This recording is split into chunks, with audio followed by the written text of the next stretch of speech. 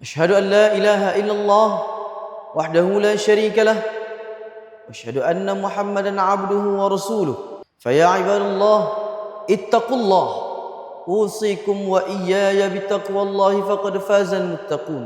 Sidang hadirin Jumaat yang dirahmati Allah sekalian, marilah kita tingkatkan ketakwaan kita pada Allah Subhanahu wa taala dan meninggalkan segala larangannya. Jadi tajuk khutbah pada hari ini iaitu kemuliaan Al-Quran. Allah Subhanahu wa taala berfirman, "Kitabun anzalnahu ilaika mubarakun liyadabbaru ayatihi wa liyatadhakkaru ulul albab." Surah Sad ayat 29. Maksudnya, ini adalah sebuah kitab yang kami turunkan kepadamu penuh keberkatan supaya mereka mentadabbur ayat-ayatnya dan supaya orang yang berakal mengambil pelajaran. Sidang hadirin, perhatikan kalam Allah.